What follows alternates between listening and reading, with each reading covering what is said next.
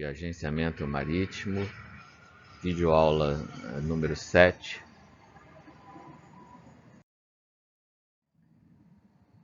Vamos ver agora o setor comercial liners ainda, né? Confecção e envio do booking list, né? A quem se destina esse booking list? Primeiramente ao armador, né? Para que ele possa distribuir essa capacidade ociosa, né? Entre os vários portos, fazer plano de carga e reposicionar esses contêineres vazios, né? Ao planner, né?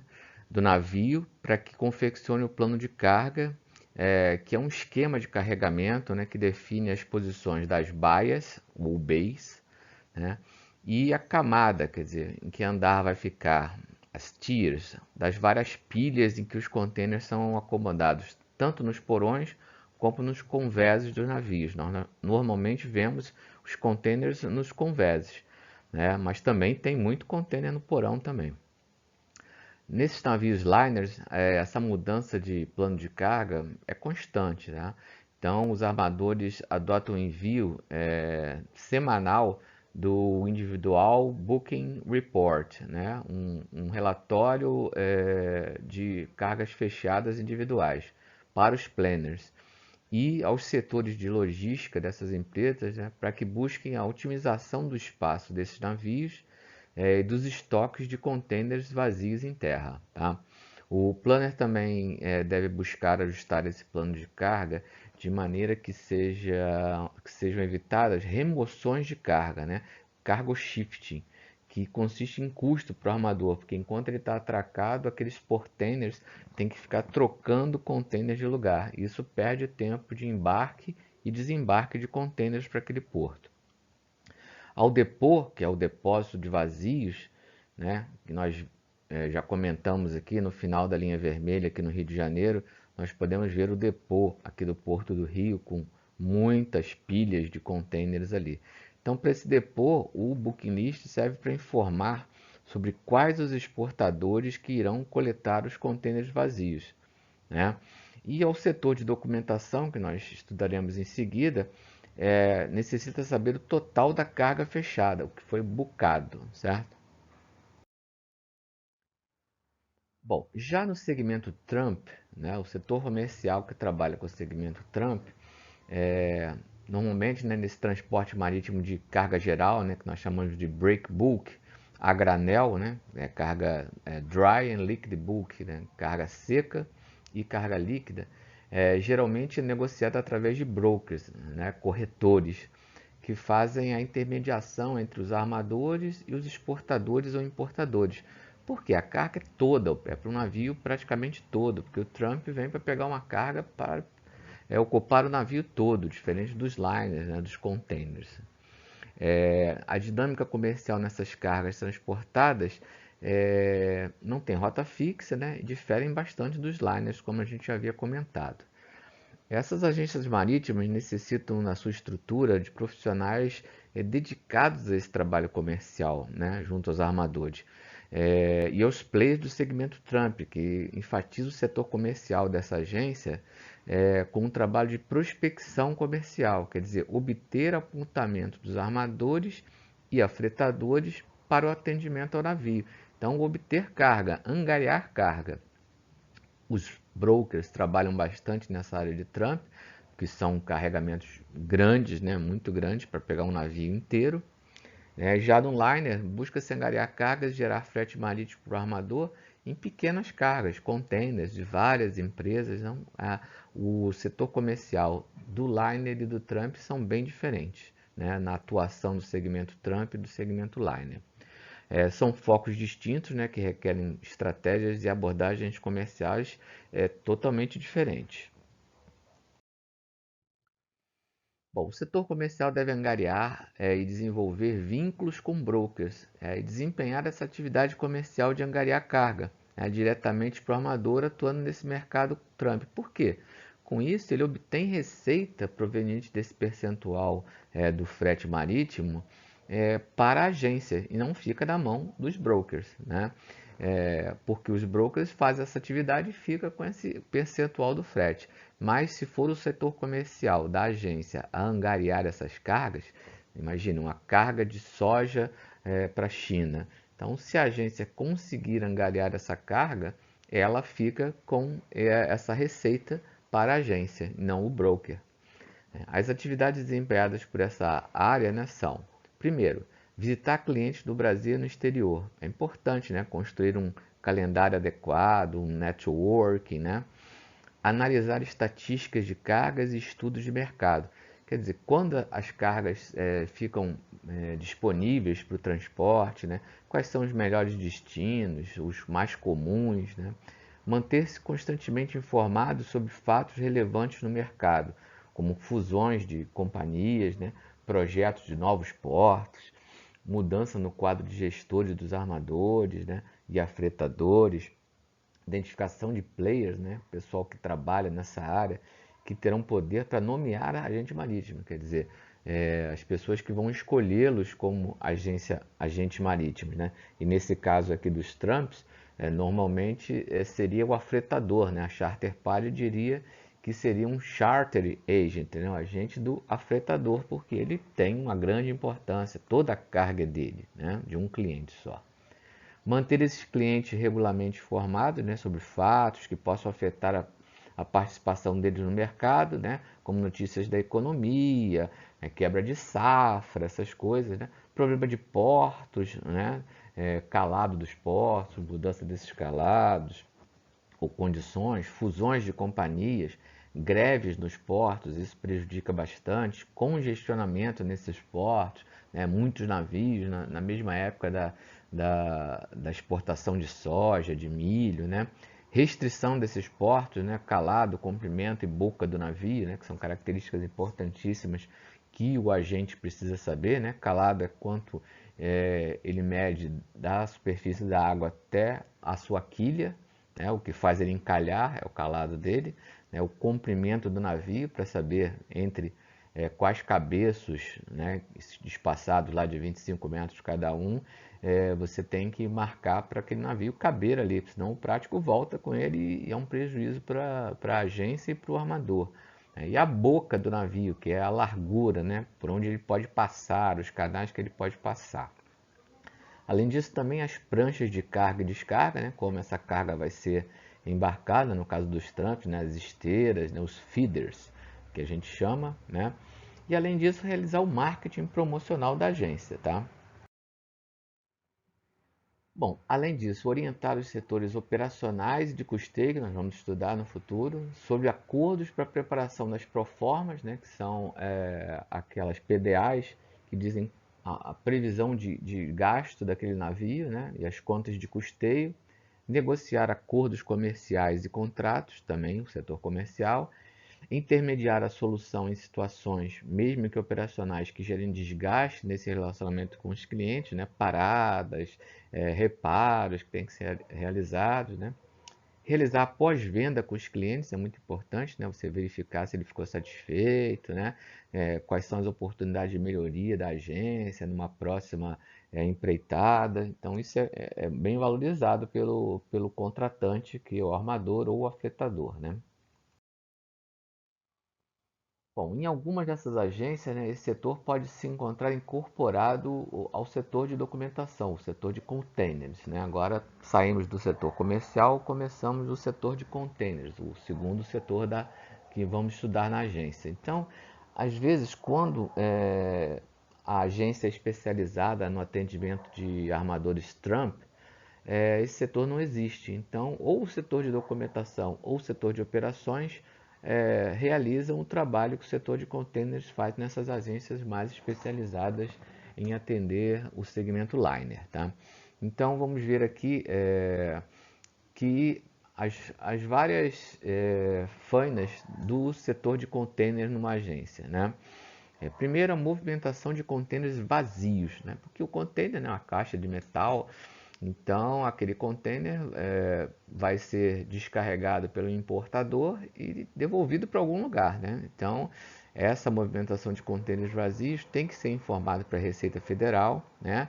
Para tanto carregar como descarregar os navios, né? Então é preciso ser bem coordenada para evitar prejuízo, né? Operação no navio, espera desnecessária, né?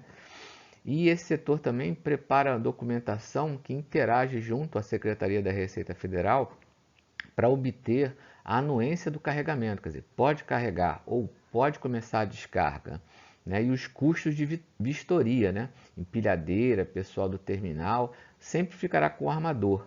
O que significa isso? Bom, a Secretaria da Receita Federal pode fazer inspeção quando ela quiser, vistoria. Então, o terminal tem que ter empilhadeira e pessoal para fazer essas determinações, tirar o contêiner lá da pilha para a Receita Federal passar lá o cachorro procurando droga, procurando contrabando, certo?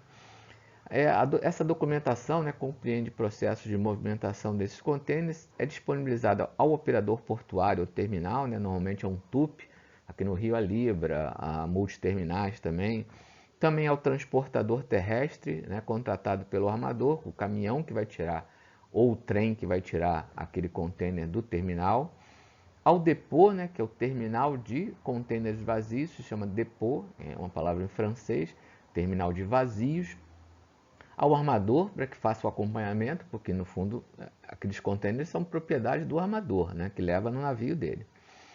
Não exatamente só os dele, tá? Ele coloca outros contêineres também, mas a grande maioria do que está no navio dele é contêiner de propriedade do armador. Ele só empresta para o exportador, né, ovar a carga e depois o importador receber aquela carga e devolve ele vazio para o depô. E também para o agente marítimo, né, do porto de descarga, para que ele solicite autorização de descarga em tempo adequado, para que o contêiner não fique preso lá no terminal, porque tempo é dinheiro. Bom, a segunda atividade, né, é a conferência da lista de contêineres emitida pelo operador portuário ou terminal. Então, a Libra, a Multiterminais, emite a lista de contêineres, né, que foi desembarcada naquele navio. Então, consiste em verificar possíveis divergências entre os contêineres movimentados por esse operador portuário em comparação aos declarados pelo armador para aquele porto. Então, quer dizer, o armador, né, o navio diz que descarregou uma lista de contêineres e o terminal portuário já diz que a lista é diferente. Então isso pode dar problema. Essa verificação é realizada logo após a saída do navio, né? E se houver divergência, o que vai acontecer? Para os contêineres vazios, né, desembarcados, tem que se comunicar ao armador, tem um contêiner vazio que está em desacordo com as listas, né? Para os contêineres cheios, tem que ser para o departamento de documentação, que a gente vai estudar, para que ele averigue junto ao porto de origem, né, de onde veio aquele contêiner, possíveis alterações não reportadas. Isso pode acontecer, o que aconteceu aqui no Rio, né, um contêiner cheio de lixo hospitalar. Então, não estava na lista, apareceu lá, o depósito informou que ele estava lá, depois foi verificado que ele foi mandado do Reino Unido aqui para o porto do Rio de Janeiro, e depois dos trâmites ele foi devolvido, né, com esse lixo hospitalar.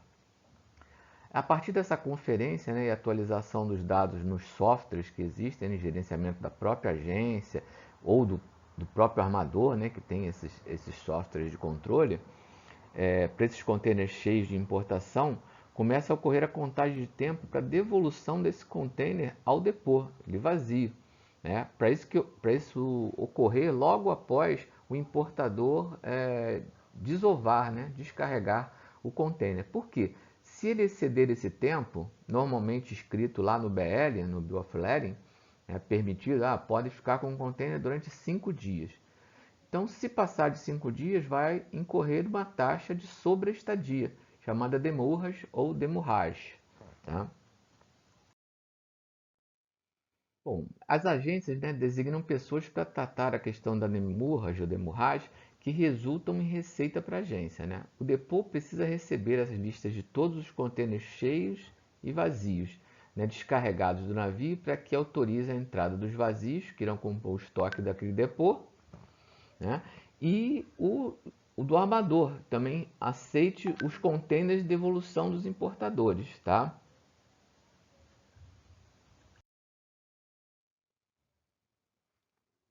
A movimentação de contêineres vazios nos depôs também é uma atividade da agência e que prevê a entrada dos contêineres nos depôs, sejam vazios descarregados do navio e sejam vazios em devolução pelos importadores. Também o navio traz, às vezes, contêineres de um outro lugar que está faltando para aquele porto. Não é muito o caso aqui do Brasil, porque sobram mais vazios aqui do que em outros lugares. Porque a gente importa, lembra que eu mostrei logo lá no início da nossa matéria, no capítulo 1, que nós importamos muito mais containers do que exportamos, tá? Então acaba ficando mais vazio aqui.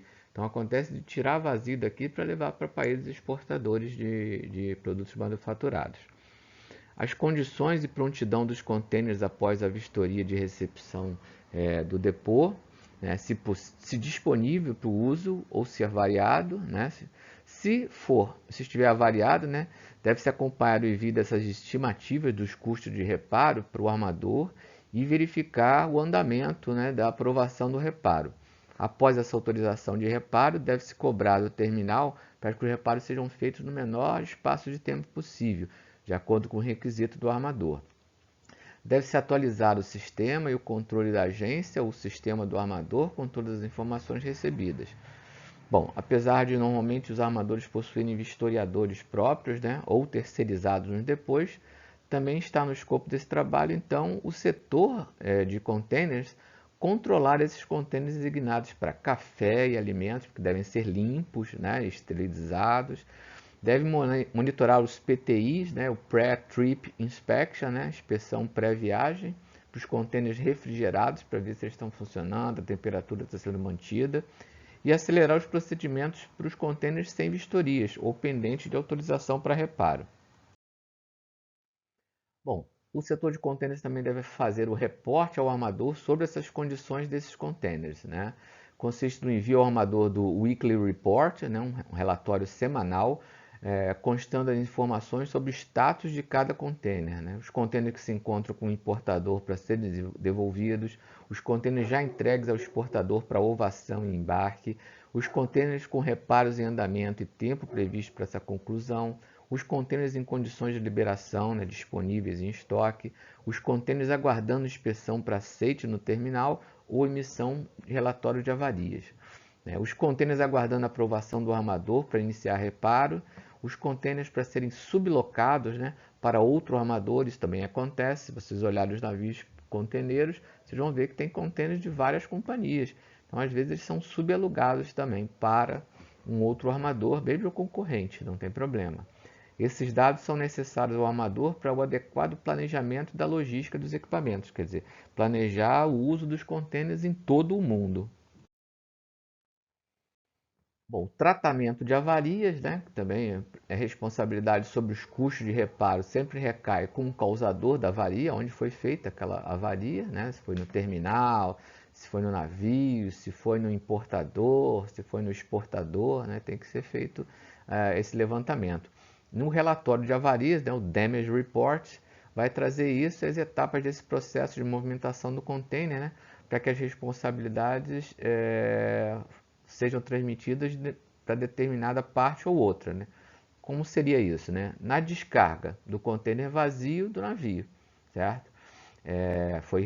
Houve problema, né? Avarias aí. Na retirada do contêiner vazio do depô pelo exportador, também pode ocorrer avaria. Na devolução desse contêiner vazio no depô pelo importador, também pode ter problema.